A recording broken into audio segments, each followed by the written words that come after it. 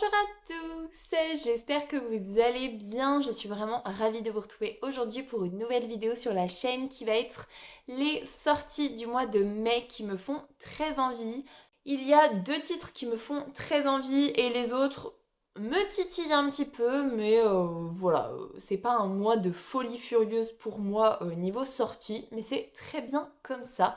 Et on ne perd pas de temps et on commence tout de suite. Première sortie le 13 mai. Aux éditions Hugo Roman sort le tome 2 des Héritiers du Chaos de Laura S. Wilde. Donc c'est Le Roi Maudit. Celui-ci, je suis sûre de le lire puisque pour une fois, je ne vous parle pas d'un tome 2 dont je n'ai jamais lu le tome 1. J'ai vraiment lu le tome 1 des Héritiers du Chaos l'année dernière, je crois, début d'année dernière. J'avais beaucoup apprécié ma lecture.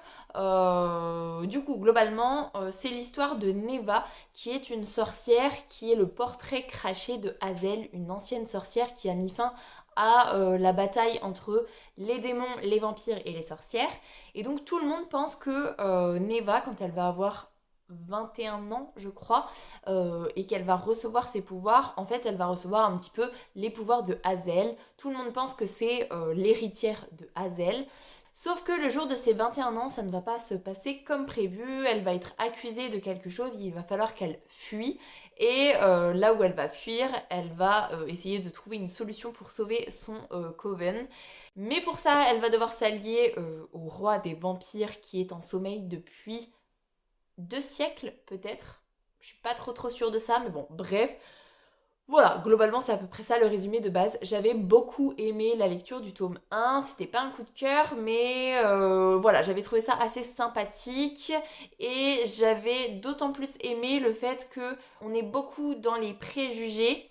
Mais Neva, elle est beaucoup dans la tolérance et dans essayer de comprendre les choses, puisque voilà, les vampires, ils ont leur mode de vie, mais elle a conscience que les sorcières, dans l'histoire, n'ont pas été toutes roses non plus, et que chez les vampires, il peut y avoir quand même des bons côtés, entre guillemets. Donc voilà, je trouve ça vraiment très bien, et j'ai très hâte de lire le tome 2. Enfin non, j'ai hâte de lire le tome 2, j'ai pas très hâte, mais j'ai hâte. En plus, les couvertures, je les trouve toujours trop belles. Autant je suis pas trop fan du vert, autant le bleu beaucoup plus, donc je suis très contente de cette deuxième couverture. Et donc voilà pour cette première sortie, on passe à la deuxième. Et cette fois-ci, on n'est plus aux éditions Hugo Roman, mais aux éditions Robert Laffont. On est toujours en date du 13 mai, du coup, avec le tome 3 des Mystères d'Eversand de Victor Dixon, donc c'est l'épouse. Je vous ai parlé de la sortie du tome 1 et du tome 2 au mois d'avril. Donc là, je pense qu'à l'heure actuelle, ils sont sortis. Je ne les ai bien évidemment pas encore lus. Ici, on est... Alors, la seule phrase que j'ai écrite dans mon carnet le mois dernier, c'était qu'on était avec une étudiante sans le sou qui va postuler pour devenir dame de compagnie d'une vieille femme qui vit à Rhode Island. Et je vous avais dit que juste le fait que Rhode Island soit cité, ça me convenait parfaitement. Le fait que ce soit Victor Dixon, pareil. Et le côté mystérieux, dame de compagnie, tout ça. Voilà, tout y est pour moi, donc je me ferai une joie de découvrir cette nouvelle saga de Victor Dixon. Mais du coup, je participe à la lecture commune de Elodie de la chaîne Dévoreuse de livres au mois de mai, justement. Mais c'est pas sur les mystères d'Eversand, c'est sur Trou de mémoire, l'histoire avec les croque-mitaines, avec les objets qui sont perdus, mais en fait c'est les croque-mitaines qui prennent les objets ou les personnes disparues, et on a certaines personnes qui peuvent aller dans le monde des croque-mitaines. Ça s'appelle... Agence Perdido, voilà, j'ai voulu donner de l'entrain pour que ça sorte. Ça a eu du mal à sortir, mais c'est sorti. Donc, Agence Perdido. Donc, normalement, si tout va bien, je devrais faire cette lecture commune au mois de mai. En tout cas, je croise les doigts. Je vous cache pas que c'est la première fois que je fais une lecture commune hors copines proches avec qui on fait sur Messenger où on s'envoie des vocaux interposés. Là, le fait de le faire sur un Discord, je ne suis jamais allée sur Discord. Je vais pas dire que ça me stresse parce qu'on va se calmer, mais voilà, c'est la première fois que je fais une lecture commune, donc je suis très très très très contente de le faire et j'ai très très très hâte de lire Agence Perdido. Bref, passons à la troisième sortie. Avec la sortie de The Crucible, j'ai été sur Google Traduction pour essayer d'avoir la prononciation de ce mot. Je l'ai écouté 2 fois et entre-temps j'ai fini mon livre, donc je n'ai plus aucun souvenir de la prononciation, mais je crois que c'est ça. Donc The Crucible, donc c'est The Things Gods Break d'Abigail Owen, c'est le tome 2. Il sort aux éditions Hugo Roman le 20 mai. Je n'ai pas lu le tome 1, mais je le vois passer absolument partout, mais vraiment partout. C'est... Je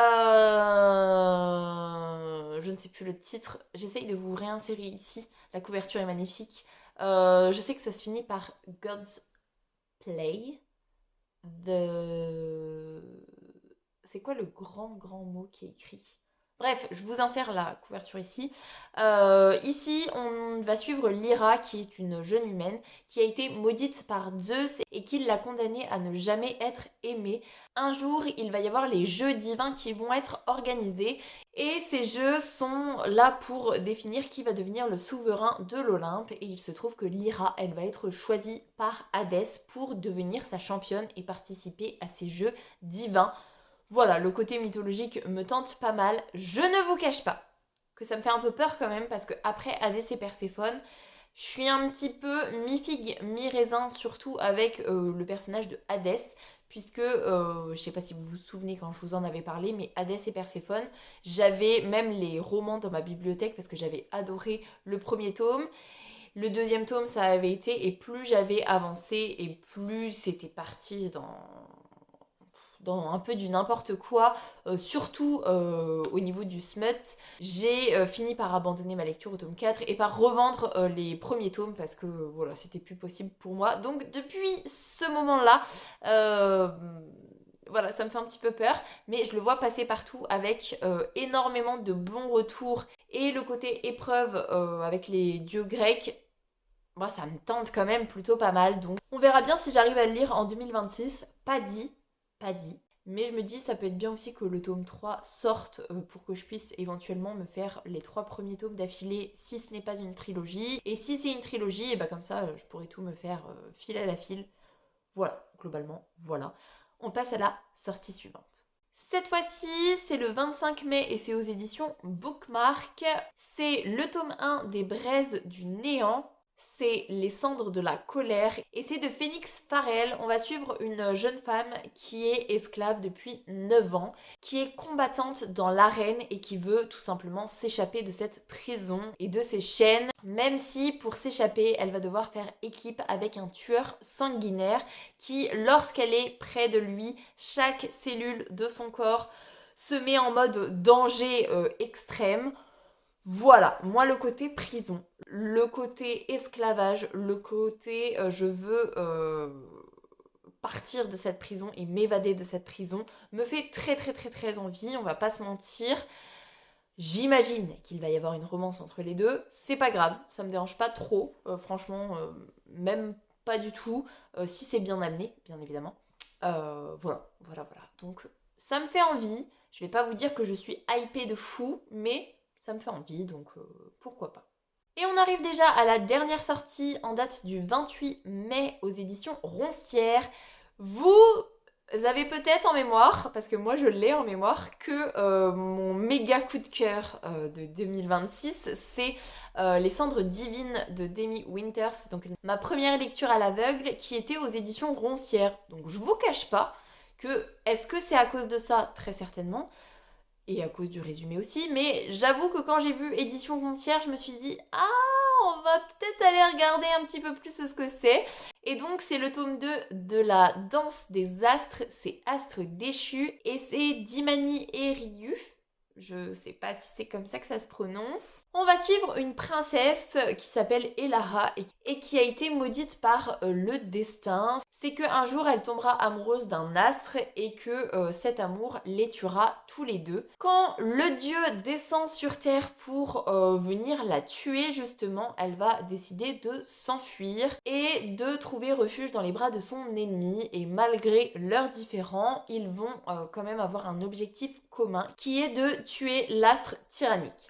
Voilà, globalement on est encore une fois sur, alors je suis pas allée regarder les tropes, mais très certainement enemies to lovers, puisque elle se réfugie dans les bras de son ennemi, et j'ai pas lu tout le résumé jusqu'au bout, mais il y avait un côté de malgré leurs différences, malgré nanana, voilà, il y a un truc qui va se passer entre les deux. Ça me dérange pas du tout, le côté un peu destiné, le côté on essaye de s'allier pour combattre une divinité.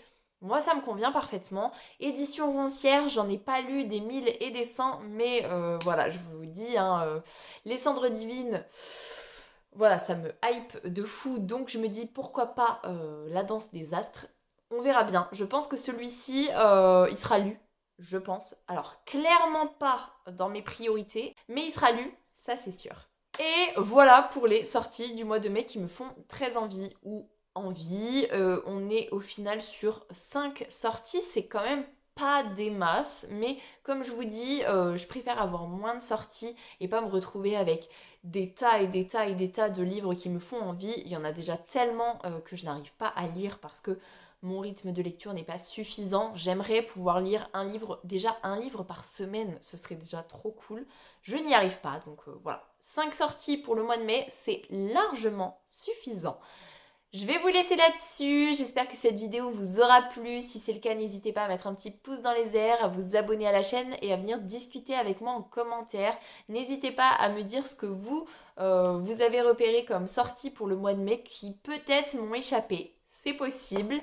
Pour les plus timides, un petit emoji tigre, ce sera très apprécié. En attendant, je vous souhaite une très belle semaine, de très belles lectures et je vous dis à la semaine prochaine. Salut!